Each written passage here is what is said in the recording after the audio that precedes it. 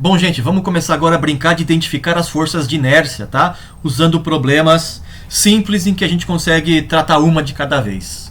Aqui a gente tem então o primeiro problema para identificar a força centrífuga, tá? E o problema é o seguinte: eu tenho um carrossel girando na horizontal, tá? Em um plano horizontal, né? Com frequência angular ômega constante, tudo bem? E ali nesse carrossel existe uma haste presa ao centro. E de comprimento constante Rzinho, e na ponta da haste tem uma massa Mzinho, né? E portanto essa massa Mzinho fica girando, né, com a mesma frequência angular ômega, tá? Para quem está aqui fora, né? Para quem está fora do carrossel, vê a massa Mzinho descrevendo um círculo, certo? Em movimento circular uniforme. Tá? Vamos fazer então a análise para quem está em S0, que é o referencial inercial, né? Para quem está ali, né, só existe uma força, que é a força com que a haste segura a partícula, né? É uma força orientada sempre para o centro da rotação, que é o ponto O aqui, né? E como o referencial é inercial, eu tenho que essa força T é m vezes a aceleração, né? Veja que como o plano é horizontal, a força peso e a força normal se cancelam, não contribuem para a força resultante, que nesse caso é simplesmente T. Né? Mas eu sei que a aceleração é simplesmente centrípeta, né? O movimento circular uniforme. A aceleração centrípeta, portanto a força é a massa vezes ômega ao quadrado R. Ou, como vocês talvez estejam mais acostumados, é mv ao quadrado R. O sinal aqui é negativo porque a força centrípeta é contrária ao do versor R chapéu, que aponta do centro para a massa. E a força é a ponta da massa para o centro. Portanto, o sinal negativo aqui. Essa análise vocês já sabem fazer há muito tempo, certo? Não precisa falar mais nada. Eu vou fazer agora uma análise para quem está lá em S. Ou seja, você saiu daqui, subiu no carrossel, montou num cavalinho e agora está vendo a partícula parada, né? Para você a partícula está parada porque você gira junto com ela. O vetor que vai de você até a partícula não muda nunca, né? Porque ela gira aqui e você gira junto. Tudo bem? Use a imaginação aí para ver esse disco girando e você que está aqui gira junto, tá? Em relação a você, o vetor que vai de você até a partícula não muda, tá? Comparado a você, do seu ponto de vista giratório. Tudo bem? Se isso é verdade, se a partícula está em repouso, precisa haver uma força contrária para balancear a força real, né? Você vai lá, coloca um dinamômetro na haste e percebe que existe uma força ali, a haste está tracionada, portanto, tem uma força real agindo sobre a partícula. Mas como ela está em repouso, precisa ter uma força contrária para que a resultante seja zero, né? Essa força é a força centrífuga. Tá? Então, vetorialmente, aqui a soma da força real T com essa força centrífuga tem que dar zero para que a partícula fique em repouso. Né? Bom, isolando aqui, né, a força centrífuga tem que ser igual a menos T. Daí você desce de novo do carrossel, volta para S0, e aí você vê que a força T é a força centrípeta, né? Menos m ômega ao quadrado R. A força T é isso, portanto, a força centrífuga é mais m ômega ao quadrado R na direção R chapéu. Tudo bem?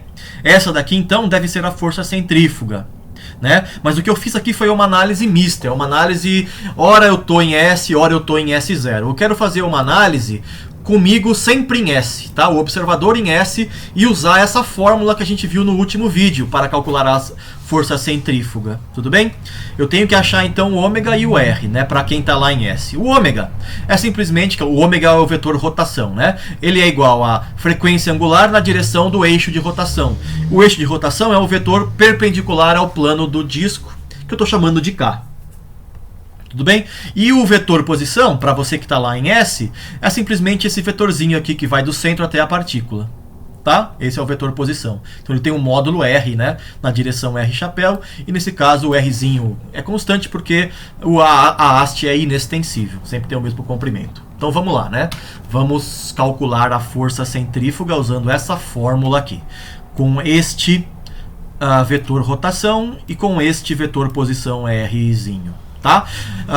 Um detalhe que eu posso usar, como eu estou em S, eu sei que o vetor Rzinho, ele é o módulo R na direção J, que é essa direção aqui que aponta do centro e para cima na figura. Por quê? Né? Porque eu sei que a partícula está em repouso né? E nessa situação aqui, ó, né, para mim que estou aqui parado girando junto com o disco, o vetor R pode ser simplesmente esse vetor aqui que é fixo, tá? Que eu estou chamando de J, a direção dele, portanto o vetor R para mim que estou ali em S, referencial não inercial, é RJ.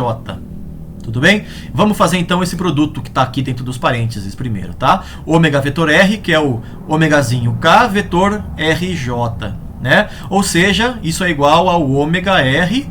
Aí eu tenho que achar quanto vale K vetor J. Eu vou usar essa figura aqui, que eu não sei se vocês já viram, mas é uma maneira rápida de lembrar o módulo e o sinal do produto vetorial de versores mutuamente ortogonais. Tá?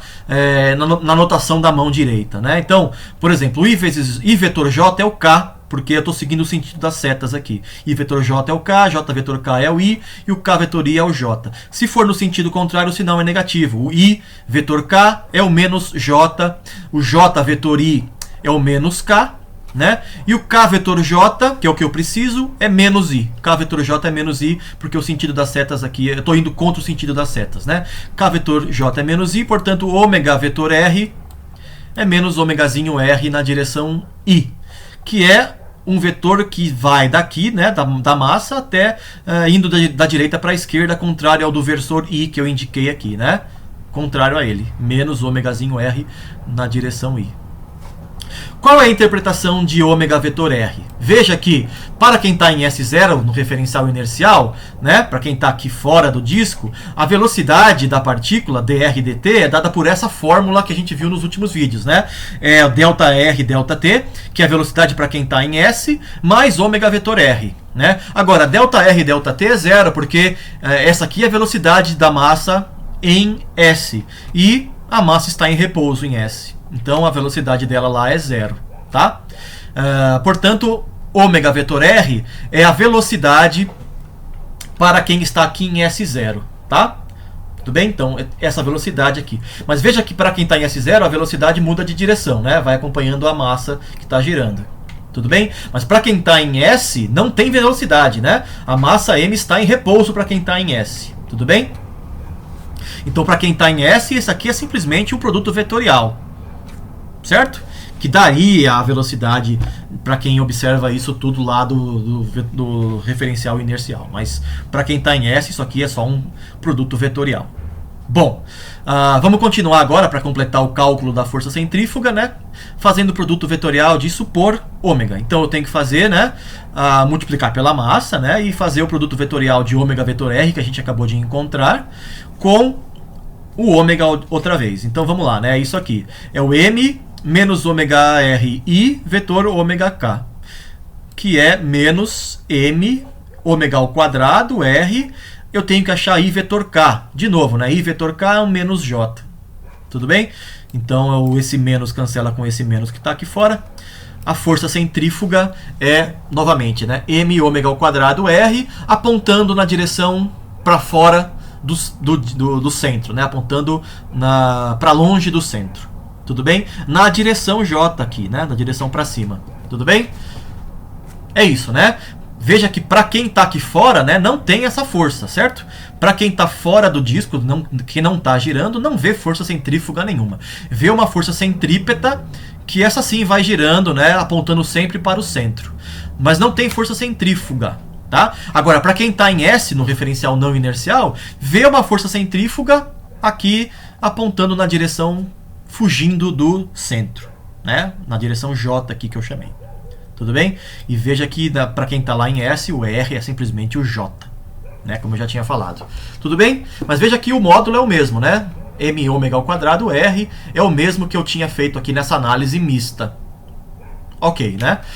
Vamos fazer só uma última observação quanto às outras forças de inércia.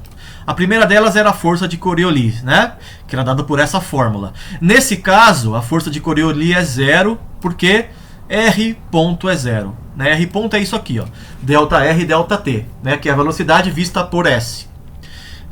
Mas em S a partícula está em repouso, né? A partícula está em repouso em S, portanto R ponto é zero, força de Coriolis é zero. A outra força é aquela que não tinha nome, né? Aqui eu estou batizando de FLE em minha homenagem. Essa força também é zero, porque esse vetor aqui, que é a aceleração angular, né, é zero, porque a velocidade angular, o ômegazinho aqui, a frequência angular é zero. Então o ômega é um vetor constante, tá? Tanto em módulo quanto em direção. Então a derivada disso é zero. Portanto a força LE aqui é zero, né? E é isso, tá, gente? Fica por aqui então. Até a próxima. Valeu!